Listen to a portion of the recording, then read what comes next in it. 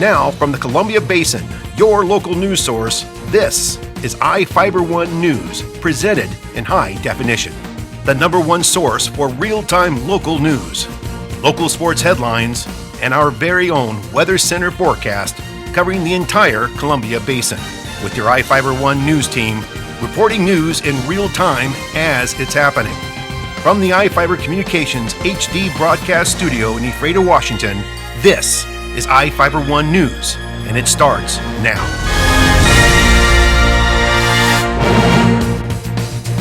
Welcome to iFIBER 1 News. I'm Sarah Brewer reporting news from around the Columbia Basin for Thursday, September 5th.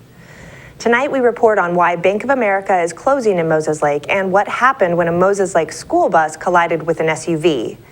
In sports, we find out from Bob Kirkpatrick if the Mariners beat Kansas City and hear about some possible trouble for the Seahawks.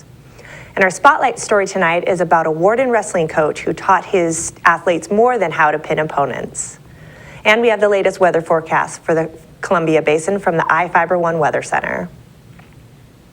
Our top story tonight, the Bank of America in Moses Lake is closing to change into a Washington Federal Bank.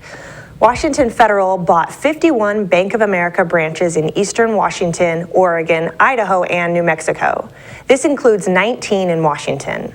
Together, the branches represent $1.8 billion in holdings and $11 million in loans, according to Washington Federal.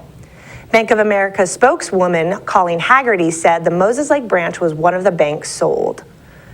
Washington Federal stated they will continue operating the Moses Lake branch and keep employees after the transition.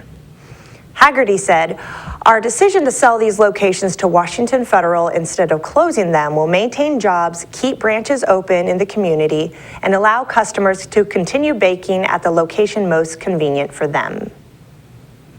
The bank accounts at the Moses Lake branch will continue but be operated by Washington Federal. A lot of people were understandably concerned by initial reports of a Moses Lake school bus being involved in a collision on State Route 17. Reporter Vivian Huang was on the scene with the story.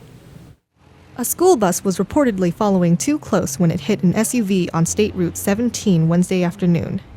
The bus driver, Rose Miller, a 43-year-old Ephrata woman, was following a 2008 Ford Escape on North State Route 17 in the left lane.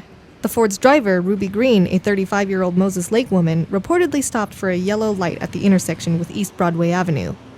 According to the Washington State Patrol, the bus hit the SUV. No one was injured in the collision, and the children were transferred to another bus. The State Patrol cited Miller for following too closely. For iFIBER 1 News, I'm Vivian Huang. Thank you, Vivian.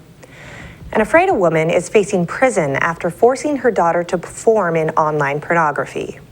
Janelle Hughes pleaded guilty to 3 counts of sexual exploitation of a minor in Grant County Superior Court. The 30-year-old woman was also initially charged with promoting commercial sexual abuse of a minor. Hughes faces between 6 and 8 years in prison when she is sentenced. Prosecutors plan to recommend a sentence of 7 years in prison. Ephrata police investigated after Hughes' 14-year-old daughter told her school counselor that her mother made her do online pornography. Ephrata is starting a new police program to create emphasis teams to combat crime. Here with the story is Vivian Huang. The Ephrata Police Department is kicking off a new program for officers to focus on community issues. Police Chief Mike Warren introduced the PROACT team during last night's City Council meeting. It takes an officer off of a crew. Okay, each of the crews have 3 people in it, and per policy, if you can get by with 2. So we can pull one of those off and pair it up with someone from another crew, and we can take those 2 people and then they focus on issues within the community. They're not going to answer calls, they're just going to focus on a specific issue.